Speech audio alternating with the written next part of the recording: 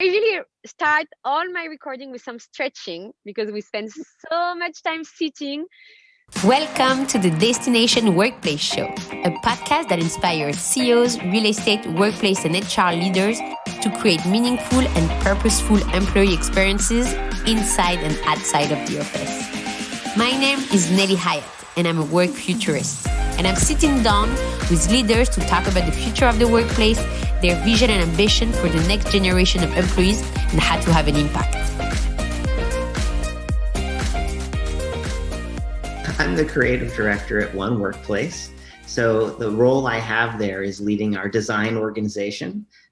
Primarily, my main focus is helping to shape the way we engage and address our customers, shape that experience, help them create solutions and see the world in a new way. The other part of my work is I lead a new part of our business, a culture consultancy that we call Plus One, that's all focused on shaping the human experience at work. Earlier, you and I had a very, very quick conversation around the ideal hybrid work experience. And I said there wasn't one. And you said, well, but there's a new utopian one. You're right. And in that utopian version, every single one of us has the ability to shape what is the right thing for us at any given moment. That if I want to be home right now, because that's the best thing for me in this moment, then I can be that way. Our own organization just announced to the entire company, 1,000 people, that is in fact the world we're going to come back to. No matter your role in the organization, you're going to be permitted to have choice over how and where and when you work. And if it's in the office, amazing. And we want to make that experience as positive as we can. And if it's not in the office, even better. And we want to make that experience as positive as we can so that you can control that for yourself. You have a shape of your own destiny.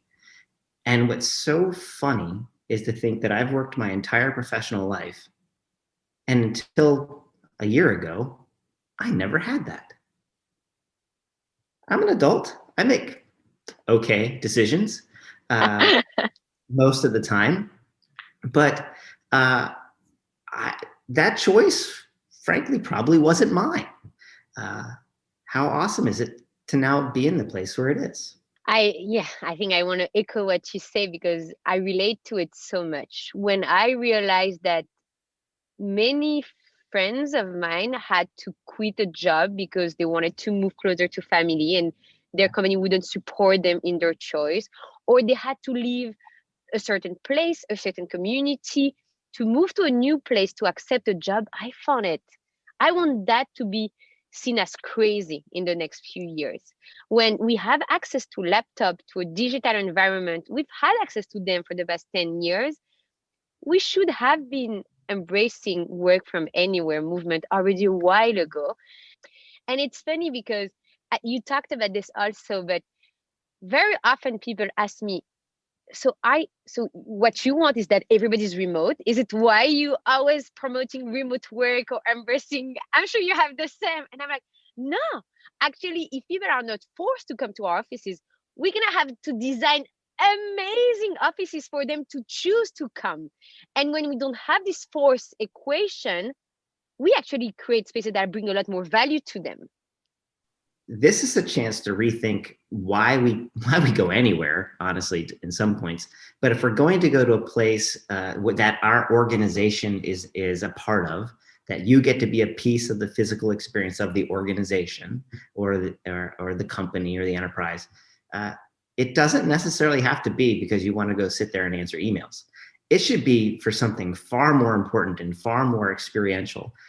Before the pandemic, well before the pandemic, in fact, a couple of years ahead, we were working with a number of organizations, we worked with my own as well, to move to distributed team models where people were flexing from the office and other places. And the experience that everyone would imagine is this question that comes from people when they come back to the office and saying, well, where do I put my stuff? Like, where does all my tchotchkes go? Where do I put my pennants from this and my bobblehead figures and my pictures of my family and the dog? Where do I stick all my stuff? And I was actually quite worried when we started that process with a couple of organizations that people were going to be really upset that when they came in and were sharing desks, they wouldn't have that experience anymore.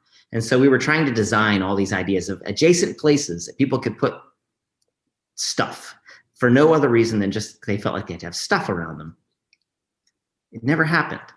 They didn't bring in the stuff. And I was really confused at first. It's like, well, they're going to bring it one day. One day they're going to show up with all these things and they're just going to stick it everywhere because they feel like they have to have it around them. And they didn't. And so we started asking people like, what's going on? I noticed you didn't bring in all the things that you used to have. And what we learned was when people had an owned place that they came to every single day, it was their spot, and they weren't allowed to work from home, they had to recreate their home experience at the office. They built this nest around themselves that was this temporary moment in time that would be home for them, this safe place away from home, because they were going to be there for 8 hours plus every single day. When they were then allowed to be at home and to treat home like home and to come into the office and use it for other experiences that weren't replicating what I have at the house, they didn't need to bring in all those things. And they just didn't. They used the office for an entirely new purpose, which was, a variety of things, but it wasn't nesting themselves into having home away from home anymore. They didn't have to duplicate that experience in two places because now they had a home that they could be in when they wanted to have that experience. And an office that was something completely different and new and offered an entirely different opportunity to them. And so they didn't bring all the things. And it was just such an interesting learning and so unexpected at first. But afterwards, it's like, that makes complete sense. And unfortunately, not only they were holding on to desk, which was taking a big portion of our real estate, where we could have maybe used that corner to create more intentional other spaces. But also, sometimes I could feel they were building walls around them. So the one sign was that if you had your earphones, people are not allowed to interrupt you. Yeah. And so because you wouldn't want to interrupt them, you would go on Slack and Slack them. And you're like, I see you. I see you just in front of me.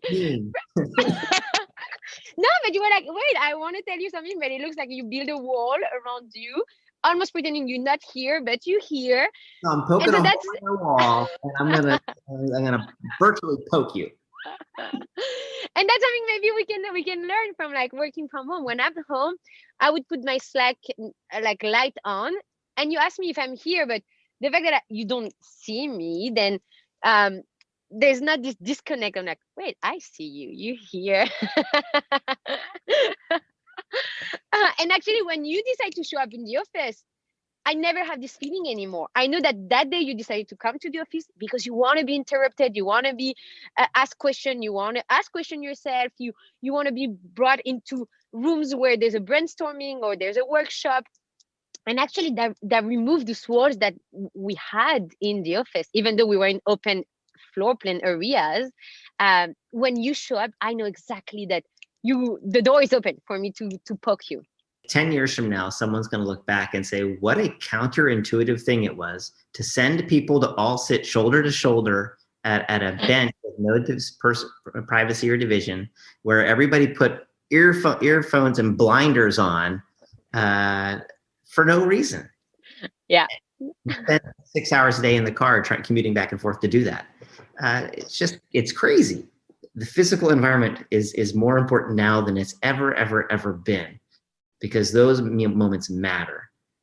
We just need to make sure that we don't squander that moment by forcing everybody back to doing things the old way and using them for purposes that are the wrong purposes. Sitting at a bench with my earbuds in with 16 other people shoulder to shoulder. Let's get those 16 people and let's do something together. Even if it's just us sitting quietly and being in each other's presence and appreciating the fact that we're there with each other. But let's make that meaningful. Thank you so much. I definitely want to end on this, and I hope that inspire other people to pilot and to see, how can we create this meaningful physical experiences where people decide to come, and when they come, they have a meaningful experience. Thank you so much, Chris, for joining me on this conversation.